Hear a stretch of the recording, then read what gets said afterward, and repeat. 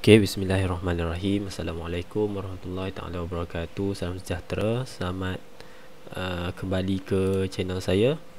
Okay, hari ni ataupun video ni saya nak tamatkan chapter 2 which is pressure dalam satu topik yang terakhir, iaitu Bernoulli's Principle. Okay, 2.6 is about Bernoulli's Principle. So sebelum ni, dalam dua video sebelum ini, kita dah cover dua prinsip yang dikenali sebagai Pascal's Principle dan Archimedes Principles. So hari ini kita tengok apa pula yang dimaksudkan dengan Bernoulli's Principles. So macam biasa, kita nak tahu definition Bernoulli's Principle, apa yang dinyatakan dalam prinsip Bernoulli. Kedua, formula jika ada. Ketiga, aplikasi, dan keempat, menyelesaikan beberapa soalan berkenaan dengan Bernoulli's Principle. Saya rasa nombor 3, nombor 2 tu tak ada lah. Okay, tak melibatkan formula as far as KSSM tingkatan 5 cover. Okay, nanti awak pergi di peringkat universiti mungkin ada. Okay, alright, 2.6 Bernoulli's Principle. Diberi satu situasi, seorang pelajar meniup bahagian bawah paper. Dia tiup bahagian bawah ni, ya, menyebabkan udara mengalir ataupun mengalir lah di bahagian bawah paper. Dan apa yang anda dapati bahawa paper tersebut the paper was pressed close to the surface of the table. Tiba-tiba paper yang dalam keadaan tegak ini telah ditekan ke bawah, ataupun tertekan ke bawah. Apa yang berlaku sebenarnya? So dia bagi clue dekat sini. It is due to the difference in velocity of air and pressure. Nah, ini yang berlaku ini adalah disebabkan oleh terdapat perbezaan hal laju dan juga tekanan di bahagian atas dan bahagian bawah kertas. Okay, kita tengok lebih lanjut lagi. So kita buat lagi dua aktiviti dan kita dapati bahawa ada pergerakan yang berlaku. Kita baca dulu. Aktiviti 2.13, kalau awak tengok dalam buku teks, caused by the effects of fluid velocity. Okay, sekali lagi saya nak highlight dekat sini. Kenapakah soalan buku teks menggunakan perkataan fluid? Velocity tu awak tahu, hal laju. Velocity adalah hal laju. Fluid tu apa? Fluid is referring to benda, which is also referring to anything that can flow. Which divides into two, ataupun terbahagi kepada dua, ataupun boleh jadi dua benda, iaitu sama ada liquid ataupun gas. So liquid can flow, gas also can flow, so both of them is known as fluid. Okay, so fluid velocity maksudnya hal laju cecair atau hal laju gas on the pressure in the fluid. So hari ni kita cuba kaitkan hubungan antara hal laju dengan tekanan, velocity and pressure. The flow of air at high velocity produces a region of low pressure. Okay, dekat sini terdapatnya maklumat tentang hubungan pressure dengan velocity. Okay, saya highlight dulu warna hijau. So the flow of air at high velocity produces low pressure. Itu hubungan pertama. And vice versa. Maksudnya kalau hal laju tinggi, hal laju cecair besar, atau hal laju gas besar, pressure di kawasan tersebut akan menjadi kecil. Ini yang pertama. Vice versa, when the velocity of fluid decrease, the pressure on that region increase. Okay, so ini hubungannya. Inilah essence of Bernoulli's Principles. Yang ni lah benda penting dalam Bernoulli's Principles yang perlu awak tahu. Pertama, kalau velocity besar, tekanan di kawasan tersebut kecil. Kalau velocity-nya atau velocity fluidnya kecil, pressure dekat kawasan tu menjadi tinggi atau besar. Okay, nah kita kembali kepada nota ni. The pressure difference produces a force that acts from the region of higher pressure towards the region of lower pressure. Now, bila terdapat beza tekanan, satu kawasan tekanan tinggi, satu lagi kawasan tekanan rendah, maka terdapatnya suatu daya. Yang ini penting, dapat suatu daya. When there is a pressure difference, there will be a force. Kalau dekat tangan saya ni, saya buat tangan macam ni, kalau belah sini tekanan tinggi, sebelah sini tekanan tinggi, sebelah belakang tangan saya ni tekanan rendah, akan terdapat daya yang akan menolak tangan saya. Okey, saya ulang. Kalau sebelah kanan atau gambar awak belah kiri lah, sebelah sini tekanannya tinggi, sebelah sini tekanannya rendah, maka terdapat suatu daya yang akan menolak tangan saya ni. Okey, soalnya ke arah manakah daya tersebut akan bertindak? Saya highlight dulu. Akan terdapat daya yang terhasil. Arah manakah daya tersebut bertindak? Ini jawapan dia. From the region of higher pressure towards region of lower pressure. Terdapat daya yang akan menolak dari kawasan tinggi ke kawasan rendah. So, tangan saya tertolak ke sini. Tangan saya tertolak ke kiri saya. Okey, saya ulang. Kalau dalam satu kawasan tu, ada satu kawasan yang tekanannya tinggi, satu lagi kawasan bersebelahannya tu tekanannya rendah, terdapat suatu daya yang akan bertindak ke atas. Dalam kes ni tangan saya lah. Ke arah mana daya tu bertindak? Dari tekanan tinggi ke tekanan rendah. So tertolak macam ni. Okey, belah kiri saya lah. Yang ni awak dah belajar sebenarnya dalam tingkatan 2. Kalau tak silap saya tajuk tekanan lah. Tajuk syringe tu, macam mana air boleh masuk dalam straw, macam mana apa lagi banyak aplikasi dia. Yang pump tu kan, pump pelocok tu, tu awak dah belajar dah sebenarnya. Okey, kita tengok arah manakah force yang bertindak dalam dua-dua aktiviti ni. Tengok yang pertama. So, seorang pelajar meniup bahagian atas kertas. So, perbuatan dia meniup udara di kawasan atas kertas menyebabkan velocity udara meningkat. Okey, maka berlakulah tekanan di kawasan tersebut, tekanan yang rendah. Ini menurut apa? Menurut Bernoulli's principle. When the velocity of fluid on that region increase, the pressure on that particular region decrease. Ni bahagian atas on upper side of the paper. Macam mana pula dengan bahagian bawah? Bahagian bawah tidak ditiup dengan apa-apa sumber, maka velocity of fluidnya kecil atau rendah, pressure di kawasan bawah menjadi besar. Okey, ini menurut Bernoulli's principle juga. Cuba tengok dekat sini. Kawasan bawah tekanannya tinggi, kawasan atas tekanannya rendah. Saya bagi tahu tadi akan terdapat suatu force yang terhasil apabila ada beza tekanan. Dalam kawasan tu ada beza tekanan, akan terdapat satu force, dan force tu bertindak dari kawasan tinggi ke kawasan tekanan rendah. Apa berlaku? Maka terdapatnya satu force yang bertindak ke atas. Sebab tu kertas yang pada mulanya ke bawah ni, dalam keadaan turun ke bawah, lifted up, terangkat ke atas. Okey, terangkat ke atas. So itu yang berlaku dalam situasi pertama. Kalau tak percaya, ambil satu kertas, pegang macam ni. Ni saya ambil buku lah kan. Pegang macam ni.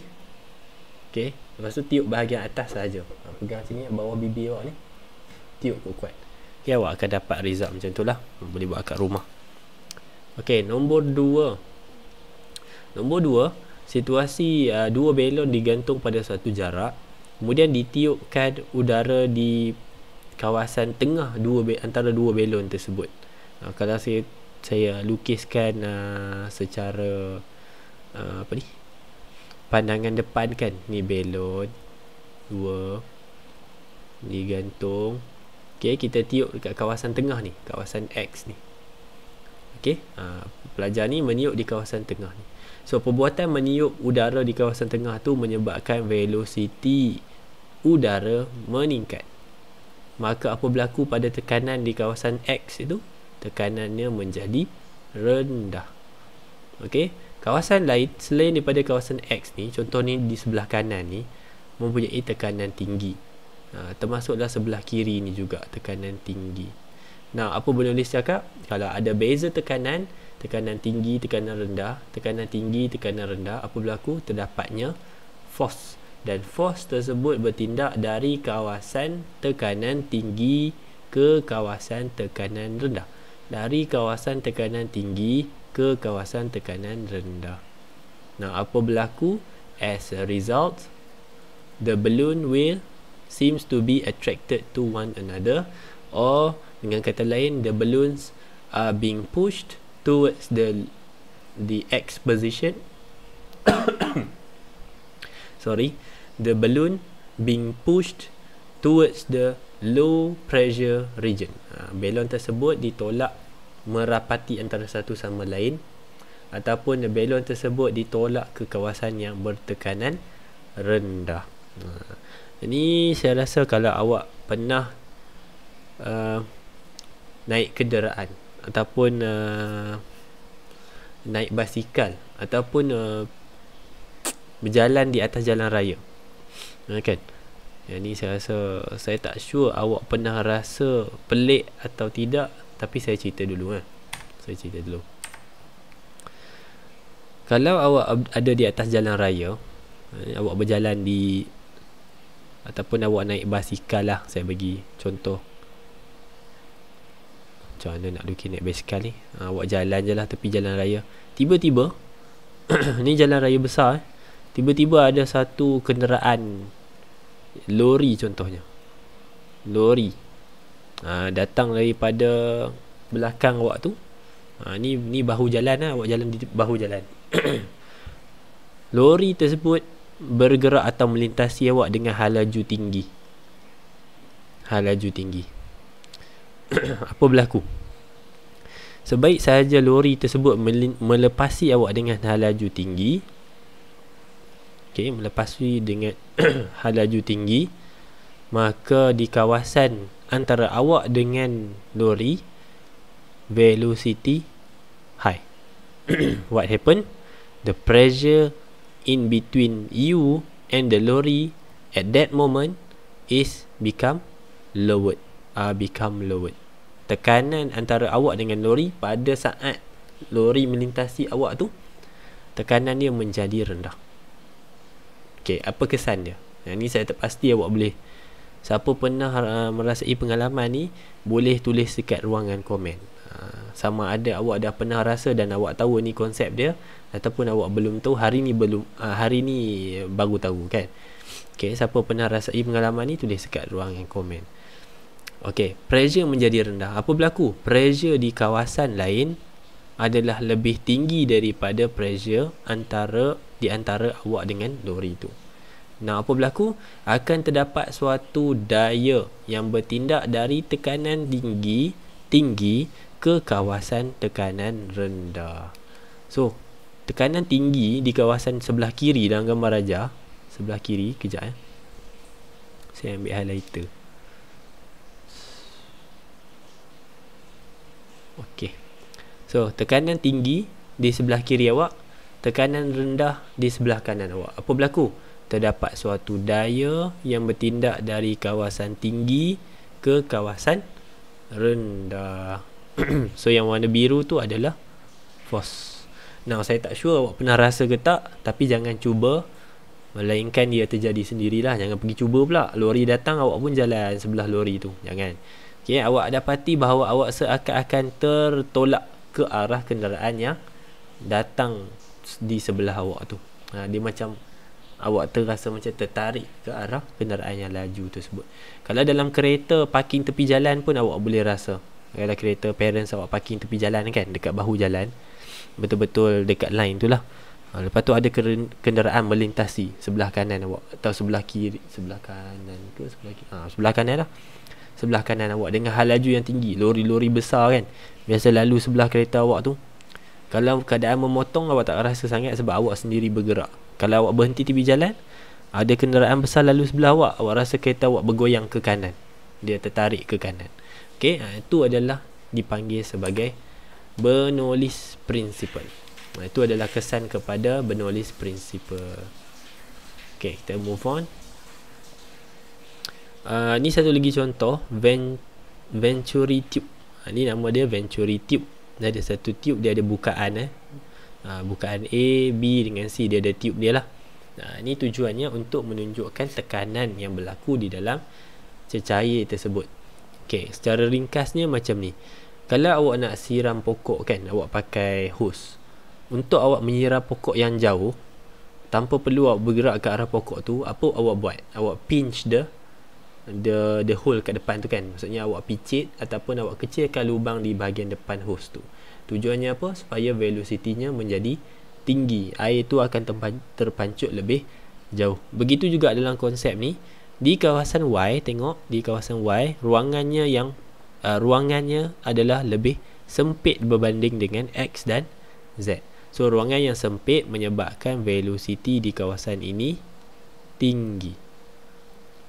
Velocity di dalam ni tinggi. Maka berlaku apa dekat pressure-nya? Pressure-nya menjadi rendah. Oleh sebab itulah awak dapati bahawa aras air di kawasan tube B adalah yang paling rendah. Nampak ni? Paling rendah. Ni paling tinggi, paling rendah, sederhana. Saya ulang balik. Di kawasan sempit, iaitu Y, velocity menjadi tinggi. Kawasan sempit, air dipaksa bergerak dengan lebih laju. Maka menurut Bernoulli's Principle, tekanan di kawasan Y menjadi rendah. Oleh sebab itu, air tertolak sedikit sahaja ataupun paling rendah. Air tertolak pada aras paling rendah. Sebab apa? Tekanan paling rendah. Lawan kepada Y adalah X. X ni kawasan yang mula-mula air masuk. Dan ruangan dia paling besar. Bila ruangan paling besar, velocity airnya adalah rendah. Maka menurut Bernoulli's Principle, tekanannya adalah tinggi.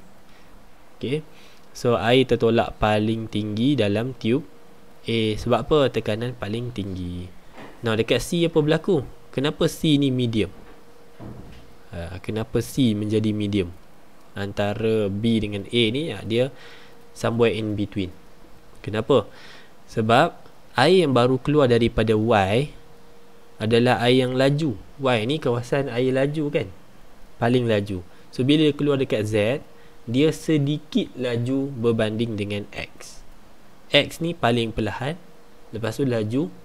Yang ini baru keluar daripada tempat laju. So dia medium lah. Hal lajunya medium, maka pressure-nya juga medium antara kawasan A dengan B, somewhere in between. Tidak semestinya tengah-tengah, not necessarily on the middle, but somewhere in between. Di antara, bukan di tengah-tengah. Itu menerangkan tentang Venturi Tube. So as to conclude here, what is Bernoulli's Principle? Bernoulli's Principle states that, kejap ya, saya ambil ink. So Bernoulli's Principle states that when the velocity of a fluid increases, apabila hal laju bendalir meningkat, the pressure, tekanan, in the fluid, di dalam bendalir tersebut, berkurang, and vice versa. So yang ni adalah penyataan untuk Bernoulli's Principle. So the essence is when the velocity of fluid increase, pressure decrease. When the velocity of fluid decrease, pressure increase. Itu saja untuk Bernoulli's Principle. Ingat velocity of fluid. Perkataan di sini adalah fluid. Pressure juga in the fluid. Okay, benda le. So it is referring to liquid, both liquid and gas. Dua-dua cecair dan juga gas. Okay, kita pergi kepada satu terma yang dipanggil sebagai lift force. Lift force, daya angkat. So macam mana daya angkat yang terhasil pada kapal terbang ni boleh berlaku? Ni saya tak nak cerita lanjut lah. Yang ni semua awak dah tahu lah kan. Saya rasa form 4 pun dah belajar ni. Satu kapal terbang yang ada jisim mesti dia ada weight. Lepas tu dia ada daya tujah ke depan. Sebab apa? Sebab ada enjin dekat sini. Enjin menyebabkan menyebabkan satu force ke belakang, maka wujudnya daya tujah ke depan. Kemudian bahagian belakang ni dia ada drag. Drag ni adalah rintangan udara. So bila kita bergerak ke depan, ada rintangan yang bertindak ke belakang. Kita tengok contoh ni dulu sebelum kita pergi ke kapal terbang. Kita tengok contoh pingpong ball yang lifted up. Apa berlaku? Secara ringkasnya, apabila udara ditiup di dalam silikon tube dan masuk ke dalam filter funnel, sampai di kawasan ni velocity of the air ataupun the fluid here is referring to air. Di kawasan itu adalah sempit, maka berlaku apa? Velocity-nya meningkat. Apabila velocity meningkat, menurut Bernoulli's principle, pressure on that region will be increased. Tekanan di sini adalah tekanan tinggi.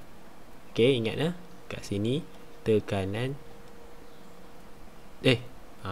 tekanan rendah, tekanan rendah. Silap tu.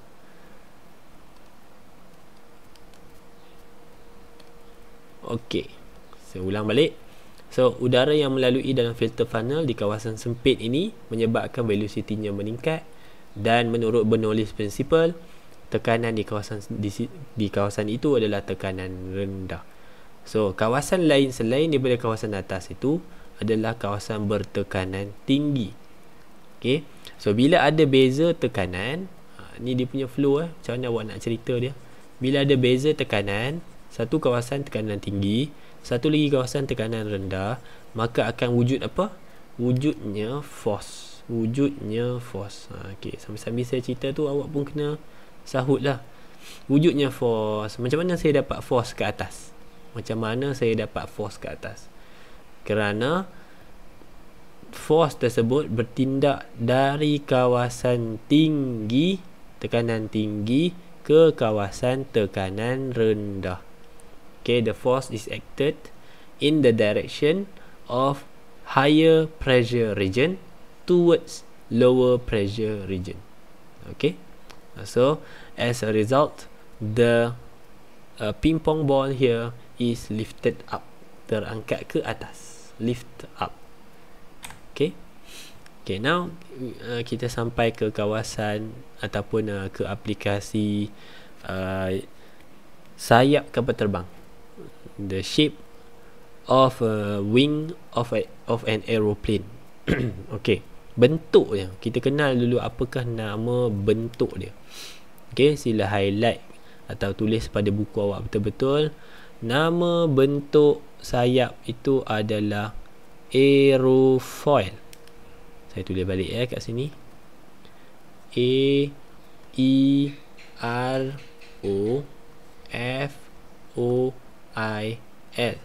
Aerofoil, bukan aerodynamic.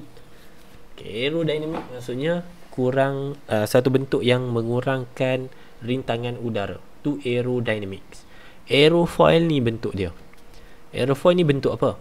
Bentuk yang melengkung di atas tetapi lurus atau rata di bahagian bawah. Tu maksud aerofoil. Rata kat bawah, melengkung di atas. Macam mana sayap kapal terbang didesain dalam bentuk aerofoil dan apakah kegunaannya? Nak cuba tengok kat sini. Bila saya melukis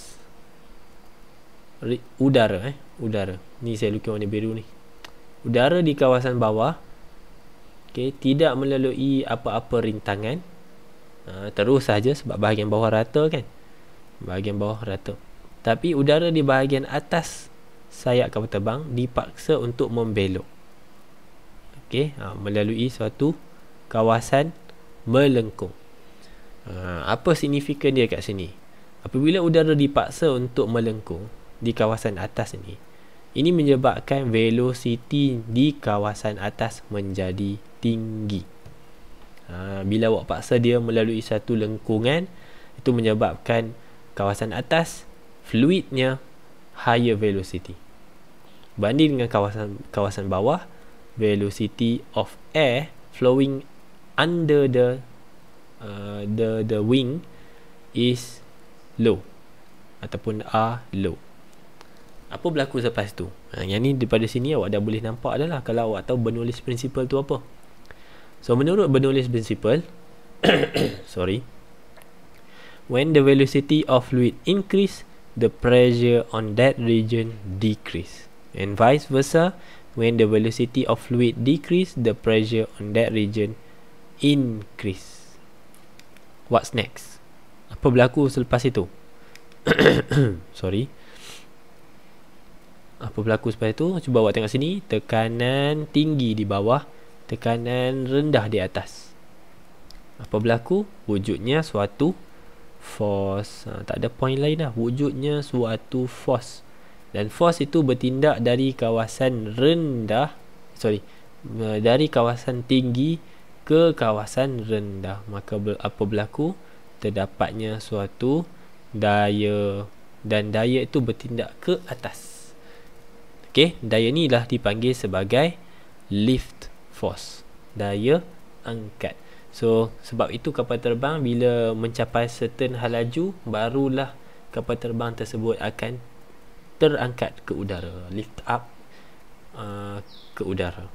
Okey, ini dipanggil sebagai lift force. Aplikasi aerofoil.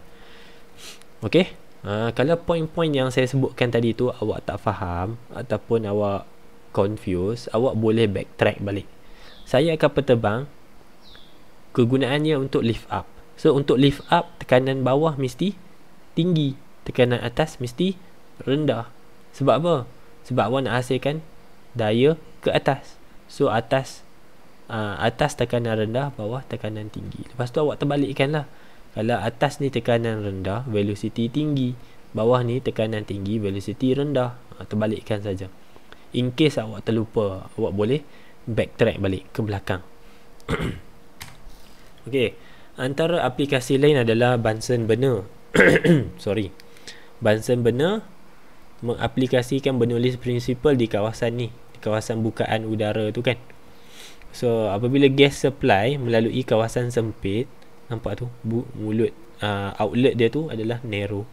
So velocity of gas or fluid there increase, pressure di kawasan tersebut decrease. Ini menyebabkan tekanan di luar, tekanan yang lebih tinggi menolak masuk udara ke dalam outlet tersebut, ke dalam lubang tersebut. Ini memaksa udara daripada luar, termasuklah oksigen, untuk masuk ke dalam lubang tu dan membuat satu pembakaran sempurna.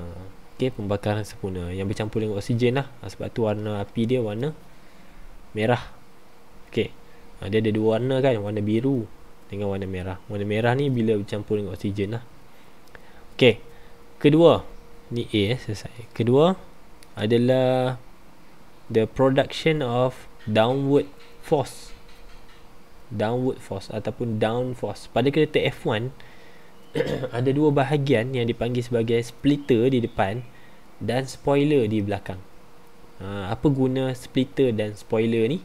Kalau awak perhatikan, the splitter and spoiler is using an inverse aerofoil shape. Kalau tadi awak tengok ni bentuk saya lukis ni, yang ni bentuk aerofoil. Okey, rata di bawah, lengkung di atas. Ini bentuk inverse aerofoil, terbalik, melengkung di bawah, lurus di atas. Okey, apa guna dia? Sama juga kan? Cara nak terangkan dia sama saja. Okey, so di kawasan atas ni tak ada halangan. maka hal lajunya rendah, pressure-nya tinggi. Di kawasan bawah ni udara dipaksa untuk melalui lengkungan macam tu, maka menyebabkan velocity di kawasan bawah meningkat, pressure di kawasan bawah rendah. Penulis kata bila ada beza tekanan, apa berlaku apabila ada beza tekanan? Sabar je.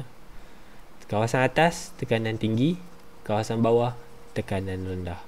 Apa berlaku? Terdapat suatu force yang akan bertindak dari kawasan tinggi ke kawasan rendah.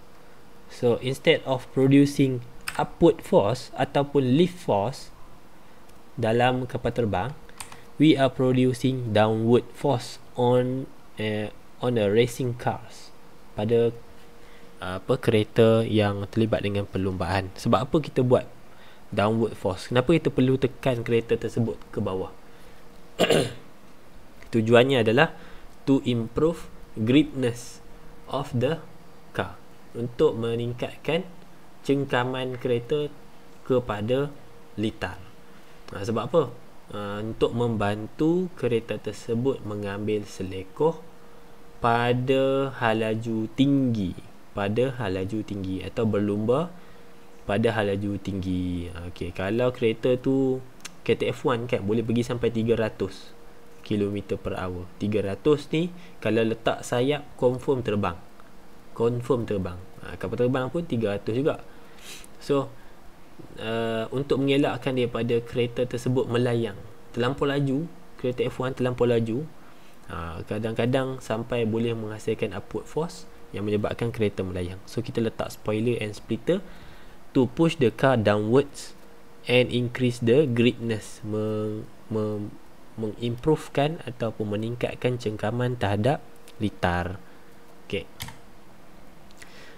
Ketiga yang disukai oleh pelajar lelaki adalah produce a curve path of a football. Okay, ini kalau pernah tengok dulu dekat Piala Dunia, Roberto Carlos, pemain Brazil, sekarang dah bersara dah. Okay, menghasilkan suatu lencongan semasa menyepak bola. Macam mana boleh terhasil lencongan ni? Katalah ni bola sepak. Macam mana awak nak lencongkan bola tu? Awak akan sepak pada certain bahagian. Contohnya lencong macam ni, silap saya sepak di sebelah sini kan, sepak di sebelah kanan bola.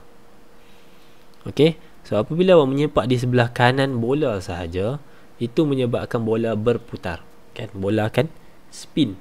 Macam mana boleh hasilkan curve ni? Pada mulanya bola akan traject ataupun bergerak ke kanan, kemudian dia mula lencong ke kiri. Okey, awak kena tahu sebab apa dia lencong ke kiri.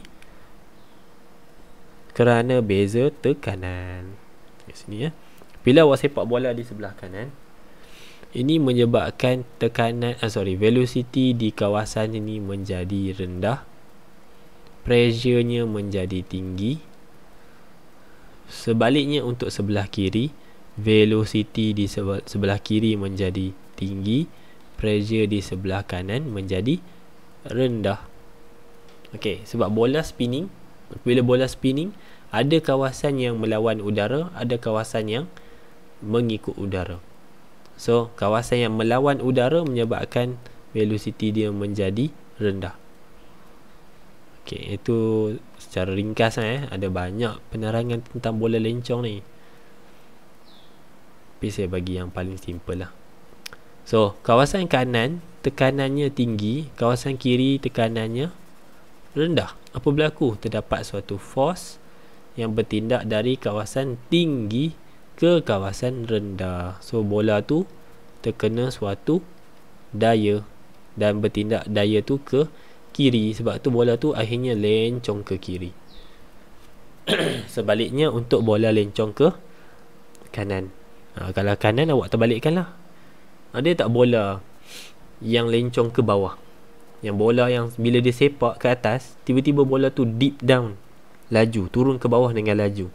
Siapa yang sepak bola macam tu? Yang paling jelas sekali adalah David Luiz. Awak tengok sepakan free kick David Luiz, bola dia tu moving up and going down very fast. Dia naik atas, lepas tu dia turun bawah dengan laju. Macam mana boleh hasilkan macam tu? Dia buat top spin. Dia sepak bola tu, dia sepak ke atas. So dia produce a top spin. So tekanan atas lebih tinggi daripada tekanan bawah, maka terdapat satu daya yang menolak bola itu turun ke bawah lebih cepat. So daya ke bawah ada satu, berat bola satu lagi. So dua. Itu sebabnya bola naik atas, turun bawah balik dengan cepat. Itu selingan lah. Dan yang terakhir untuk hari ini adalah upward force ataupun lift force yang terhasil pada kapal terbang. Ini kita dah cerita dah. Bentuk aerofoil ni menyebabkan kapal terbang boleh berhenti dengan baik, dan juga boleh lift up dengan berkesan. Okay, ni kita dah cerita dah tadi, lift up. Okay, so I guess that's it untuk Bernoulli's principle. Dia tak ada pengiraan, problem solving dia pun berkaitan dengan aplikasi dia lah. Ni antara aplikasi-aplikasi yang boleh keluar dalam bentuk soalan lah. So the main idea untuk Bernoulli's principle, bila awak dapati bahawa soalan bertanya tentang Bernoulli's principle, awak kena grab benda ni. Pertama, kalau halaju fluid increase, pressure dekat region tu decrease.